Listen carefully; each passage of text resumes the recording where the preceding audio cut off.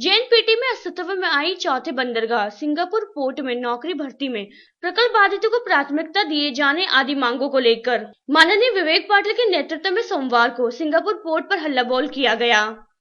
इस अवसर पर माननीय विवेक पाटिल ने सिंगापुर पोर्ट मैनेजमेंट से अपनी मांगों संदर्भ चर्चा कर मांगों का निवेदन सौंपा। साथ ही अगर मांगों की पूर्तता नहीं की गई तो तीव्र आंदोलन छेड़े जाने का इशारा भी दिया। आमच्या मान्य तुमच्या मॅनेजमेंटकडून होती तर त्याच्यानंतर तुमची 30 तारखेची जी ऍप्लिकेशन करण्याची लिमिट आहे, मुदत जी आहे ती मुदत तुम्ही एक्सटेंड केली पाहिजे, अशा आमच्या मागण्या आहेत। आणि आज आम्ही अत्यंत शांततेने ह्या ठिकाणी आलेले आहोत। जास्त लोक नाही, फक्त आमचे प्रतिनिधित्व आम्ही ह्या ठिकाणी आलेले आहोत। आणि जर ह्याच्यात तुम्ही 10 दिवसाच्या आत निर्णय घेतला नाहीत तर मात्र तीव्र आंदोलन आम्हाला करावं लागेल। आणि आंदोलन शेका पक्षाचं काय असतं त्याचा पण स्टडी जरा तुम्ही करा या ठिकाणी। शेतकरी कामगार पक्ष का आक्रामक रूप देखकर हरकत में आए पोर्ट प्रशासन ने प्रकल्प बाधितों की मांगों को जल्द से जल्द पूरा करने का आश्वासन दिया है।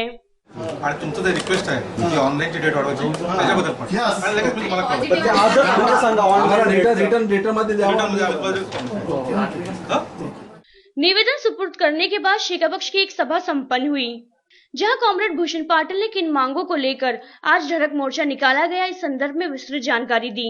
आपण जे सिंगापूर पोर्ट इथे येऊ घातलेला आहे त्या सिंगापूर पोर्ट मध्ये फक्त प्रकल्पग्रस्तांचीच भरती व्हावी ह्या मुख्य मागणीनं आपण इथे जमलेलो आहोत। आपल्या ह्या संपूर्ण लढ्याचे नेते माननीय माजी आमदार विवेकानंद पाटील साहेब, सर्व पक्षाचे कार्यकर्ते, आपल्याला माहित आहे की सिंगापूर पोर्ट हे अत्यंत मोठं पोर्ट, हे तिन्ही जरी एकत्र केले आज असलेले दुबई पोर्ट, जीटीआय, जेएनपीटी यांच्यापेक्षा मोठ्या कॅपॅसिटीचं पोर्ट, म्हणजे जवळजवळ एकाची कॅपॅसिटी आहे 45 लाख कंटेनर वर्षाला, जी आमची सर्वांची तिघाण मिळून आहे।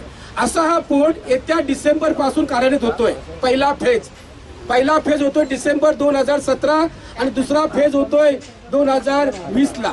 आणि ह्या संपूर्ण मोठ्या मेगा पोर्ट साठी जी भरती होणार आहे ती भरती फक्त प्रकल्पग्रस्तातून स्थानिकातून झाली पाहिजे।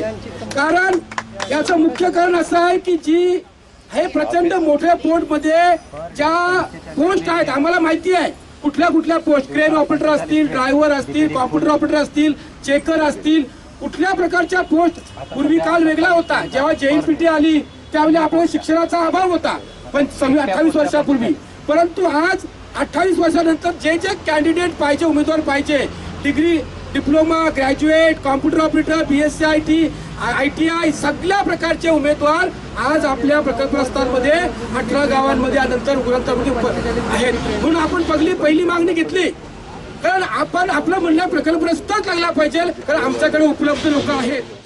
जहां इस अवसर पर माननीय विवेक पाटिल, उरण पंचायत समिति सभापति नरेश घरत, उप सभापति वैशाली पाटिल, उरण तालुका सचिव मेघनाथ टांडेल, कॉमरेड भूषण पाटिल, प्राध्यापक LB पाटिल, उरण महिला अध्यक्ष सीमा घरत, पूर्व उप नगर अध्यक्ष नाहिदा ठाकुर, अमित घरत आदि सहित शेका पक्ष पदाधिकारी, कार्यकर्ता एवं प्रकल्प बाधित उपस्थित थे।